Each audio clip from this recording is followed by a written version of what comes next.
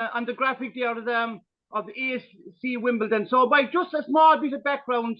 I suppose most people in my generation remember in 1988 Wimbledon, the original Wimbledon won the FA Cup in a famous victory over Liverpool. Then the Premiership started up and they were part of the Premiership. So just can you tell us a small bit about that and what led to the formation of AFC Wimbledon? Well, it's quite a story, Paul. It goes back a long way. I started supporting Wimbledon because I grew up there in the 70s, and my dad used to take me. And Wimbledon were then in the Southern League, and they worked their way up. After winning the Southern League 3 years in a row, they were finally elected into the Football League, which was professional. So this goes back a long way. They've been in existence for about 100 years, but were playing in an amateur league called the Southern League.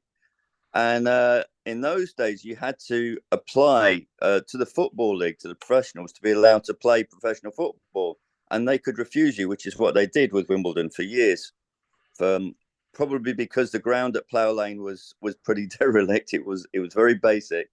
But eventually they got their way into the Football League in 1977, I think it was. And then a few years later, they got 3 or 4 promotions on the trot and went from the 4th division, the old 4th division, to the 1st division. And as you say, thanks to the efforts of people like Vinnie Jones and whoever, they managed to win the FA Cup against the mighty Liverpool, stopped them doing the double in '88, which was a brilliant year. And they are one of the forming members of the Premier League. So they rose up from nothing really to be one of the bigger clubs, but they still had a fairly small support, and the ground in Plough Lane in Wimbledon was still pretty derelict.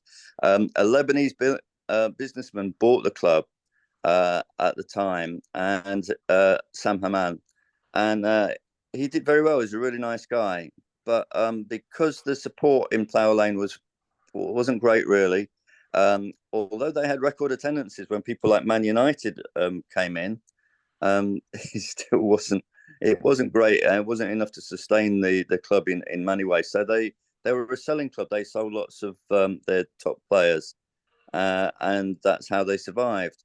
But then it got to a stage where the Lebanese the owner Sam Haman sold the ground to Plough Lane, because after the Hillsborough and various tragedies, Haysall, there was a report that said that grounds had to be all-seater, and the Plough Lane ground just wasn't fit for purpose.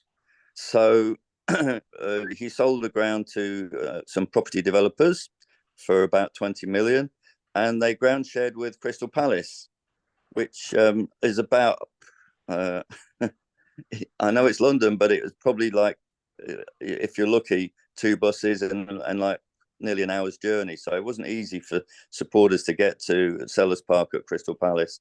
So they ground shared for a few years, and attendances dwindled more, even though they were in the Premiership. And eventually, after looking around, they were talking about moving to Dublin at one point. I don't know if you remember sorry, that. Mike. Sorry, Mike.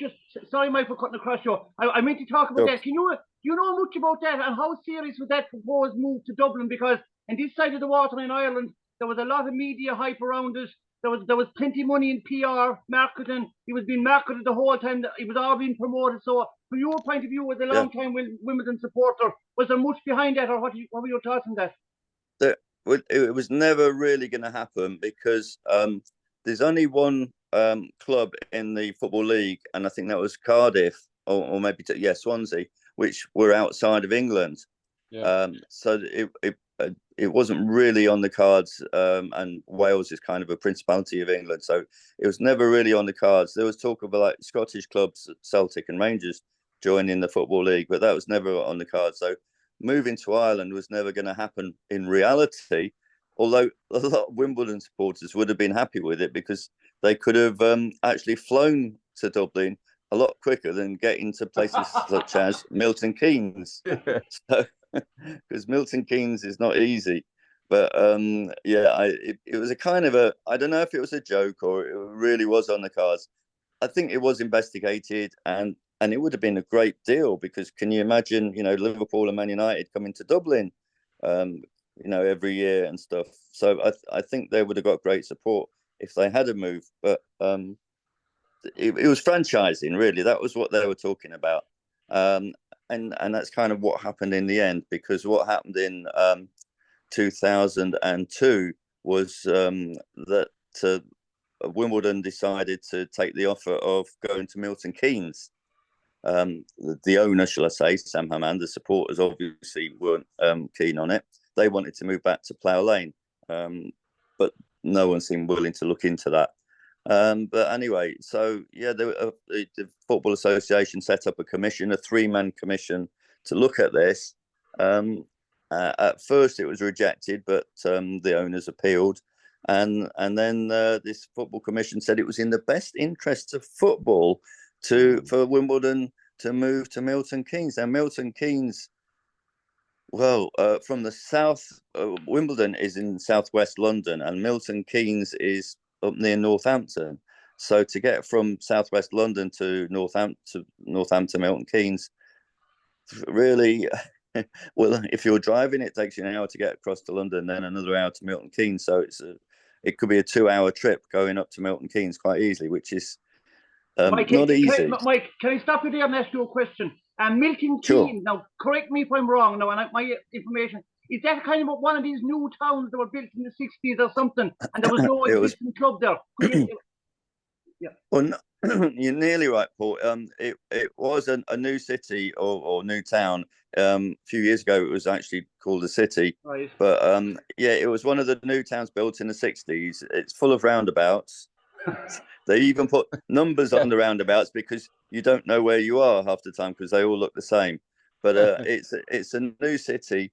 And they did have a little football club, but it was a non-league, like the Southern League. Right. That Wimbledon were in many years ago. So it was way down. And right. What happened was there was some businessmen in Milton Keynes, and they wanted permission to build a big retail park with a big Asda there. So big supermarkets and everything. And they were told by the planners that if they had a football club there, they could get permission. Right. So they were offering a big, like 20,000 seater stand ground in Milton Keynes. So they offered it round to various other clubs, such as Luton and Northampton. Luton were going bust as well, but they refused because their supporters were against it. Northampton didn't want to know, even though it was very close by. They tried lots of other places, but no one was interested until they got hold of Wimbledon, because Wimbledon were ground sharing with Crystal Palace, and were not in great straits, shall we say, but although they were solvent because they were selling their players. But the owner accepted another 20 million in his pocket. I might be wrong about these figures, so please don't sue me, Sam Hammond, but he did actually write to me once. So he seemed like a nice guy, and I'm sure he was just a businessman, and he was doing what he thought was best for the club. But the supporters obviously were all against it, and there was protests every week and what have you. So when the FA Commission finally did say, yeah, okay, it's okay to go to Milton Keynes to franchise football by 2-1, and that Wimbledon should cease to exist, essentially.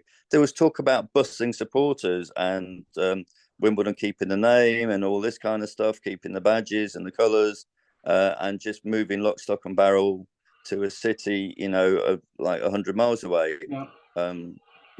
I mean, can you imagine, like, the Clare football team having, or the Clare hurling team having to go to Donegal? It's crazy. It's ludicrous. Yeah. You can't franchise things like that for supporters, but that's what they come up with. There was a couple of lawyers on this commission, and that's what they decided. So they decided to move the club to Milton Keynes, initially as a hockey ground while the ground was being built. And the Wimbledon supporters obviously boycotted it, didn't want anything to do with it. So they decided in the pub one night in Wimbledon, a group of long-standing supporters said, well, bugger it, to use a phrase. We started off in the Southern League in the amateur days. We'll do it again. Let's try it again. So they decided to hold trials on Wimbledon Common. which is it's just like a big parkland, and over 2,000 or 3,000 people showed up with their dogs and what have you to start again. And they applied. This small group of supporters applied to all the leagues around England, and they finally got admitted a place in. I think it's the Isthmian League, or one of the little lower leagues. Yeah. About 9 levels down in the pyramid from the Football League. So really at the mega bottom, grounds where 3 guys and a dog would show up, sort of places. So they applied to start all over again. They found volunteers, people, players, local players, anybody, just to start all over again using the Wimbledon base. And the very first match, I think about 3,000 people showed up, to everyone's surprise, or 3,000 people were allowed into the ground. And it took off from there. And over, like, I think 7 or 8 years, they managed to work their way up back through all of the amateur leagues, and got themselves back into the Football League, and presently are in League Two. Yeah. Now, Mike, before I let Noel come in with a question. Hence the emblem, Paul. Yeah, that's right. Just one question. Yeah. Mike, sorry, just one question. Who does AFC Wimbledon, or does the MK Dons, as the franchise team are called, who owns the history and tradition and the cup, or are both teams claiming that the 88 Cup and all the trophies that won up along and the promotions and all that? All right, Paul. Well, there was a lot of discussion about all this, obviously, because the Wimbledon fans weren't happy that Milton Keynes were trying to claim the history, with Vinnie Jones. It's like Donegal claiming Clare's history. Yeah. It's ridiculous. They were even talking about building a statue outside the Milton Keynes ground of people like Dave Besant and Vinnie Jones, which is ludicrous. But after years of hate, and when they finally played each other, there was a lot of trouble and stuff like that. There was an agreement between the clubs that Wimbledon, AFC Wimbledon, which stands for a fans club, would get all the honours back, and Merton Council, which is where Wimbledon are based, managed to help get them a new ground, and they are now back at Plough Lane. And Plough Lane, they have all replicas of the cup and all the honours from Wimbledon. So AFC have got back all the honours, if you like, and history, because it's the supporters club. Wimbledon is the supporters club. So although it's now renamed AFC Wimbledon, and it's now incidentally owned by the supporters, because the Wimbledon supporters group issued shares so that they could get back on track and everything. So supporters all bought shares. So businessmen cannot come in and sell the club like Sam Hammond did. It's all owned by the supporters, which is good and bad in some ways. But the thing is, it's our club. I have shares in the club as well, and I bought some shares because I'm a long-standing supporter. So it's our club. So we decide which way it goes. For years, we did a ground share with Kingstonians, which is Kingston on Thames, which is near Wimbledon. And we ground shared with them, and then we bought them out because our crowds were massively bigger than their crowds. So we had a lot more income, and it made sense for us to buy the ground, and then we sort of leased it back to Kingstonian. But then a few years ago, we sold the ground. I think it was to Chelsea. I think they bought some of it, and the ladies' team plays there, and they ground share with Kingstonian. Because what happened was the Greyhound track in Plough Lane was dilapidated, and that came up for sale. And we investigated purchasing it from the Greyhound Stadium, and the supporters, with lots of money and loans and what have you, and all kinds of ways of financing it, managed to buy it, and they've now moved back to the home of Plough Lane in a fantastic new ground. So we've come back, and it really is the story of the phoenix, which is hence the symbol. Yeah. So we've come back from the ashes. Yeah, just